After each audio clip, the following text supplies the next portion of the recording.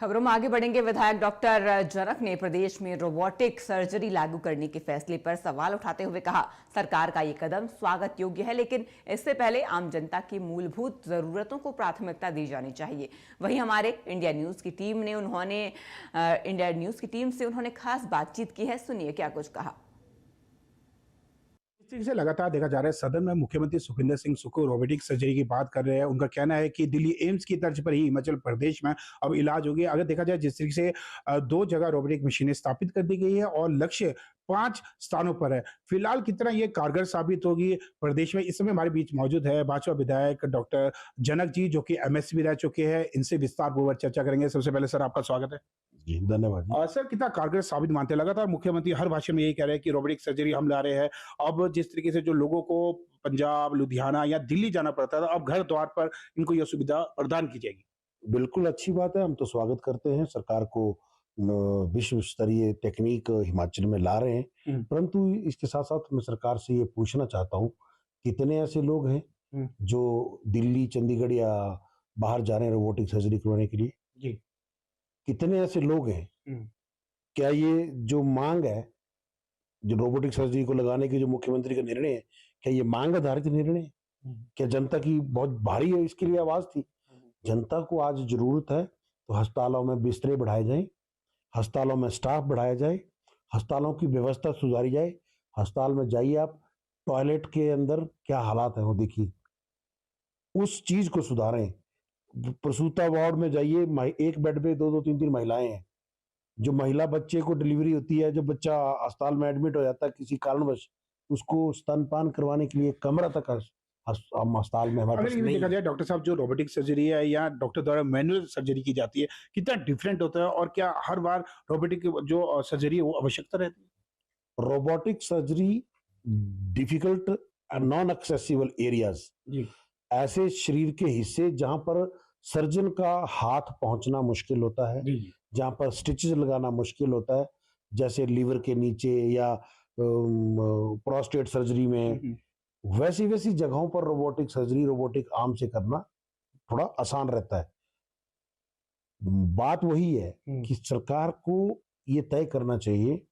ठीक है, हिमाचल के लोगों ने उनको सरकार चलाने का मौका दिया है, जी। तो सरकार को हिमाचल के अधिकतर लोगों के जनहित को ध्यान में रख के निर्णय लेने चाहिए, ना कि अपनी जिद पे अड़ जाना चाहिए कि मैंने तो हर डिस्ट्रिक्ट हॉस्पिटल में रोबोटिक सर्जरी लगा देनी। उससे क्या होगा? उनका यह कहना भी है कि चाहे हम टांडा की बात करें, आईजीएमसी की बात करें, 20-20 साल पुरानी एमआरआई मशीनें हैं, उन्हें हमने बदला है। अगर देखा जाए नेर चौक में भाजपा 5 सालों में जो एमआरआई है वो निजी अस्पताल में लगा, अस्पतालों तक नहीं लगा पाए। लेकिन हमने ये कदम उठाया, शिक्षा और स्वास्थ्य के क्षेत्र में हमारी प्राथमिकता रहती है। और खासकर इन्होंने यह भी कहा है कि इसमें जो हिमकेयर यानी कि 70,000 रुपए तक का डिस्काउंट दिया जाएगा और साथ ही जो स्पेशल वार्ड लेगा उन्हें नहीं दिया जाएगा और साथ ही जो कर्मचारी है उनका रिवर्समेंट भी इसमें किया जाएगा।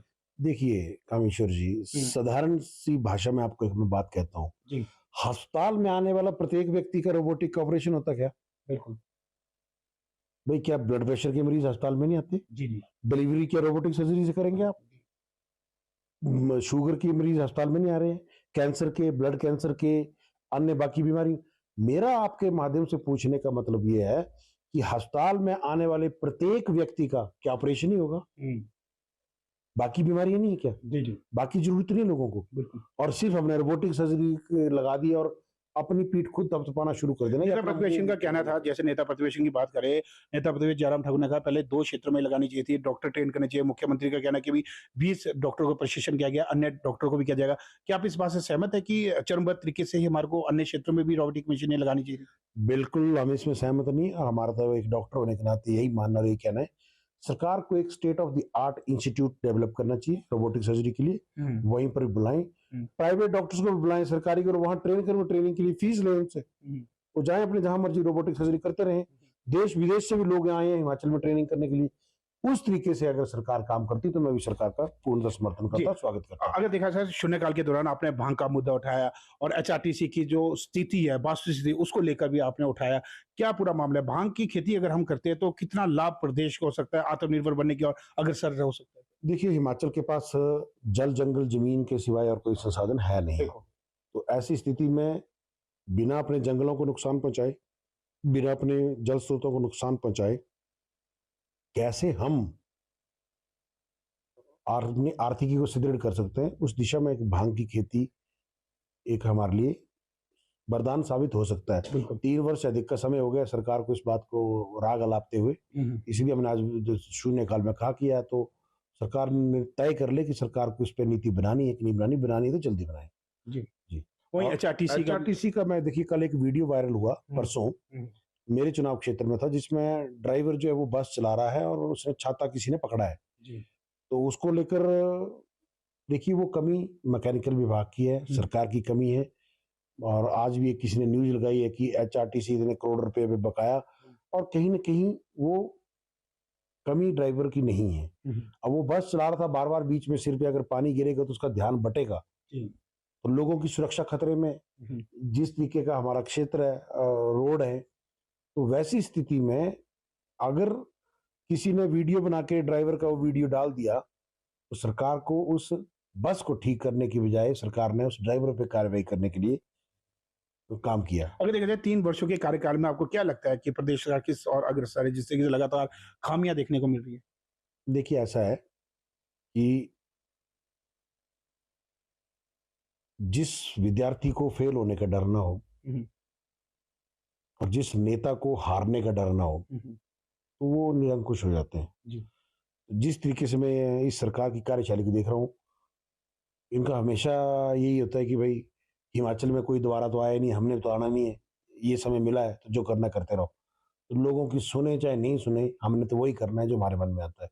और ये मतलब एक ह्यूबरिस सिंड्रोम, मैंने हमने सेशन के भीतर भी इस बात को कहा, जब भी कोई भी राजनेता या कोई भी व्यक्ति जब सरकार में आते हैं, तो जो जी हुजूरी उनके जो इर्द-गिर्द के लोग हमेशा करते हैं, हर बात में हाँ जी करते हैं, तो वो एक्वायर्ड पर्सनैलिटी डिसऑर्डर से ग्रसित हो जाते हैं, जिसमें उनको लगता है, वो जो कह रहे हैं, वो जो कर रहे हैं, वो जो सोच रहे हैं, वो ठीक ही ठीक है। आप ठीक हैं, कोई इसमें दो राय नहीं है, आप ठीक होंगे। हम इस आपके ठीक होने पे कोई आपत्ति नहीं कर रहे, परंतु केवल आप ही ठीक हैं, ये अहंकार है और ये गलत बात है। जी, बिल्कुल, ये थे भाजपा विधायक डॉक्टर जनक जी। इनका स्पष्ट रूप से कहना है कि जिस तरीके से जो मुख्यमंत्री के जो निर्णय है, चाहे रोबोटिक को लेके ले या फिर अन्य क्षेत्रों को लेके, कहीं न तो कहीं उचित नहीं है और खासकर चरणबद्ध तरीके से करना चाहिए। वहीं भांग की खेती को जल्द से जल्द लीगल करनी चाहिए, जिससे जो प्रदेश आत्मनिर्भर की तरफ और अधिक अग्रसर हो। कॉमेश्वर शर्मा की रिपोर्ट। खबरों में आगे बढ़